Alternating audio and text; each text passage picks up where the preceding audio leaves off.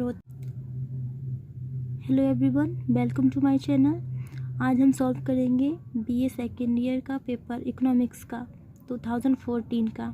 ये first paper है economics का।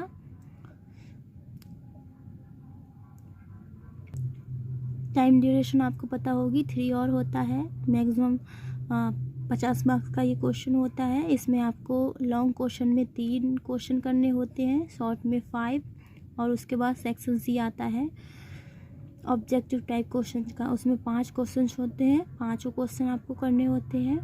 देखिए, आप इकोनॉमिक्स के कम से कम 5 साल तक के 5 साल के आप पेपर एनालिसिस कर लें, अनसॉल्व पेपर को सॉल्व कर लें, जिससे कि जब आप पेपर देने जाएं तो आपको आसानी होगी और आपको पता चल जाएगा कि पेपर्स का पैटर्न क्या है। मैंने सारे 2014 से लेकर 2019 तक सारे सॉल्व किए हैं, करवाए हैं। तो आप जाके चैनल की प्लेलिस्ट बनी हुई है BA second year economics unsolve paper, आप वो देख लीजिए, उसमें पूरी सीरीज है। पहला क्वेश्चन है, what is national income, what are the difficulties in major national income. राष्ट्रीय आय किसे कहते हैं, राष्ट्रीय आय मापने में क्या कठिनाइयाँ आती हैं। ये जो क्वेश्चन है नेशनल इनकम से पहले मैं बताती हूँ कि जितने भी सॉल्व कराए हैं मैंने, सब में ही ये क्वेश्चन आया हुआ है, तो आप इसको ज़रूर तैयार कर लें। लेकिन हाँ, राष्ट्रीय आय मापने में क्या कठिनाइयाँ आती हैं इस तरह से नहीं आया है।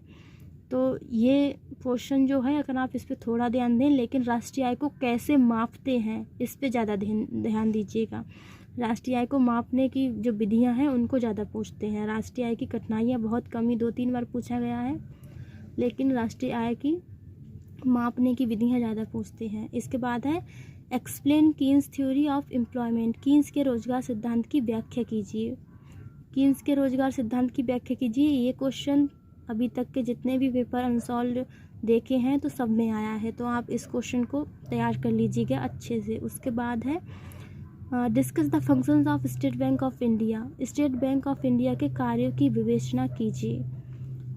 ये जो क्वेश्चन है, ये पहली बार जितने भी अनसॉल्व हम लोगों ने सॉल्व किए हैं उनमें ये पहला ही ऐसा क्वेश्चन है जो देखने को मिला है, नहीं आया है। बाकी किसी क्वेश्चन पेपर में आया नहीं है, सिर्फ इसी वाले क्वेश्चन पेपर में आया है। तो आप अगर इसको छोड़ना चाहें तो छोड़ सकते हैं, क्योंकि वैसे भी हमको 2 क्वेश्चन में से एक करना होता है, तो ये ज़्यादा रिपीटेड क्वेश्चन नहीं है। अगर आप इसको छोड़ना चाहें तो छोड़ दें। अगर एवरेज स्टूडेंट है तो मेरे हिसाब से तो छोड़ ही दें।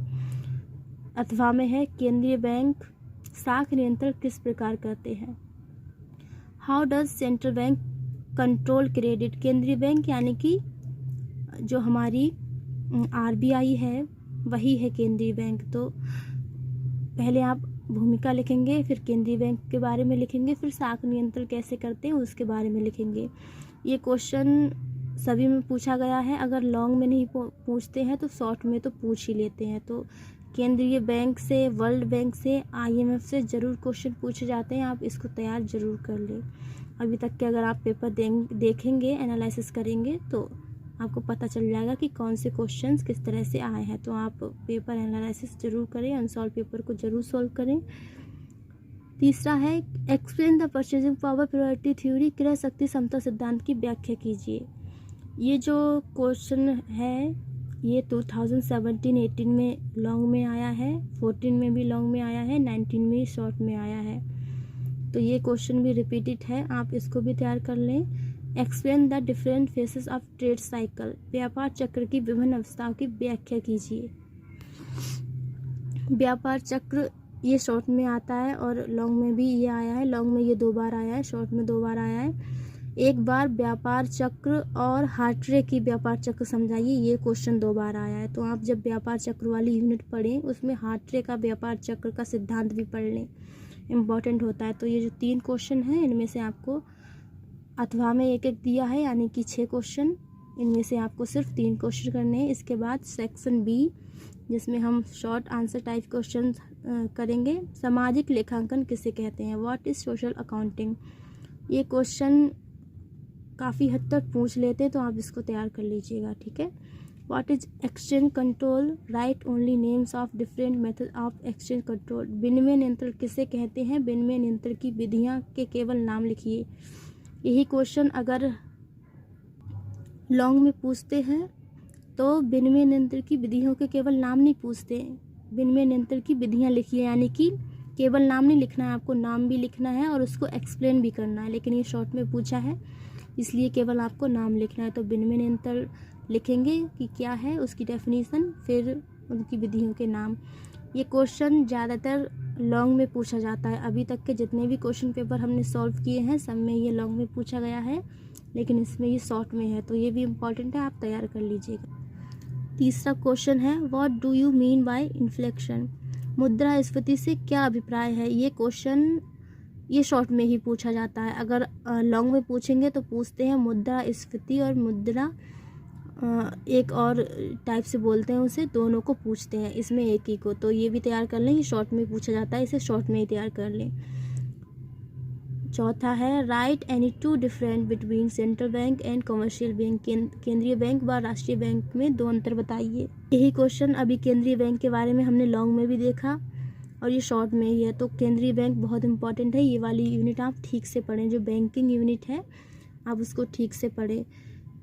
पांचवा क्वेश्चन है बैंक दर किसे कहते हैं, ये भी बैंकिंग से ही है। What do you mean by bank rate, जब आप केंद्रीय बैंक वाला चैप्टर पढ़ेंगे तो उसी में एक छोटी सी मतलब ये छोटा सा पार्ट है बैंक दर किसे कहते हैं, तो ये भी आपका तैयार हो जाएगा जब आप चैप्टर पढ़ेंगे केंद्रीय बैंक का। इसके बाद छठवा है right the main functions of IMF only names, अंतर्राष्ट्रीय मुद्रा कोष के मुख्य कार्य लिखिए और उनके केवल नाम। आपको पहले बताना है कि अंतर्राष्ट्रीय मुद्रा कोष क्या है, फिर उसके सिर्फ नाम लिखने हैं आपको। और ये क्वेश्चन काफ़ी बार पूछा गया है, लॉन्ग में नहीं, शॉर्ट में नहीं होगा तो लॉन्ग में पूछते हैं, लॉन्ग में नहीं तो शॉर्ट में पूछते ही पूछते। और वर्ल्ड बैंक उसको भी आप तैयार कर लें, वो भी पूछा जाता है। इस वाले पेपर में नहीं पूछा गया है, लेकिन इससे आगे के जितने भी क्वेश्चन पेपर हैं उनमें पूछा गया है। तेजी को रोकने के लिए कौन से उपाय अपनाने चाहिए, what major use to be taken to control a boom. ये जो क्वेश्चन है ये हमने देखा था, जो व्यापार चक्र की विभिन्न अवस्था, तो उन्हीं में से व्यापार चक्र की 4 अवस्था होती हैं, तेजी, मंदी, रिसेशन, डिप्रेशन, तो उन्हीं में से ये बूम। आपको जब आप ट्रेड साइकिल पढ़ेंगे व्यापार चक्र, तो व्यापार चक्र की एक स्थिति है, यानी कि ये भी आपका क्वेश्चन तैयार हो जाएगा। तो इकोनॉमिक्स के कुछ चैप्टर ऐसे हैं जो उन्हीं चैप्टर्स को आप कर लेंगे तो उन्हीं से क्वेश्चन आते हैं, उन्हीं चैप्टर को आप अच्छे से पढ़ लेंगे। फिर ये है राष्ट्रीय आय की विभिन्न धारणाएं क्या हैं, what are the various concept of national income. ये राष्ट्रीय आय वाले चैप्टर से है और राष्ट्रीय आय का पहला ही क्वेश्चन था इसमें लॉन्ग में, अब ये शॉर्ट में भी है। तो आप राष्ट्रीय आय को ठीक से पढ़ेंगे तो ये भी आपका क्वेश्चन तैयार हो जाएगा। राष्ट्रीय प्रगति के मापक क्या हैं, राष्ट्रीय आय के प्रगति के मापक क्या हैं, ये भी राष्ट्रीय आय से ही है, तो आप राष्ट्रीय आय को ठीक से पढ़ेंगे। ये भी यानी कि आपके 3 क्वेश्चन सिर्फ एक चैप्टर से ही तैयार होंगे। तो जो क्वेश्चंस की अगर हम देखें कि क्वेश्चन बार बार किन चैप्टरों से ज़्यादा आए, तो वो है एक नेशनल इनकम, दूसरा है केंद्रीय बैंक, तीसरा है 5वीं यूनिट है वर्ल्ड बैंक IMF उनसे, और अंतर्राष्ट्रीय मुद्रा कोष वर्ल्ड बैंक और अंतर्राष्ट्रीय मुद्रा कोष ये 5th यूनिट है उनसे। और लास्ट जो क्वेश्चन था क्रय शक्ति क्षमता सिद्धांत, ये 3री यूनिट से है। तो ऐसे करके आप बैंकिंग, ट्रेड साइकिल, ये जो चैप्टर हैं अगर आप सब पेपर देखेंगे फिर आपको पता चल जाएगा कि कौन सा क्वेश्चन कौन से चैप्टर से है, वही चैप्टर आप डीपली पढ़िएगा ठीक से। इसके बाद है मुद्रा परिणाम सिद्धांत को परिभाषित कीजिए, definition of quantity theory money. ये पेपर में काफ़ी बार पूछा गया है, तो इस क्वेश्चन को आप तैयार कर लें। राष्ट्रीय प्रगति के मापक क्या है, ये वाला जो क्वेश्चन है ये पहली बार पूछा गया है इसी पेपर में, बाकी किसी में नहीं है, आप इसको छोड़ना चाहें। अब जब आप राष्ट्रीय आय वाला चैप्टर पढ़ेंगे तो आपका ये भी क्वेश्चन तैयार हो जाएगा, तो कोई दिक्कत है नहीं। इसके बाद हम आएंगे सेक्शन सी पे, जिसमें ऑब्जेक्टिव टाइप क्वेश्चंस होते हैं। आप वीडियो को प्लीज़ लाइक कर दीजिएगा, चैनल को सब्सक्राइब कर लीजिए, जिससे कि जितने भी हम वीडियोस डालें तो वो आप तक पहुंच जाएं। BA सेकेंड ईयर से रिलेटेड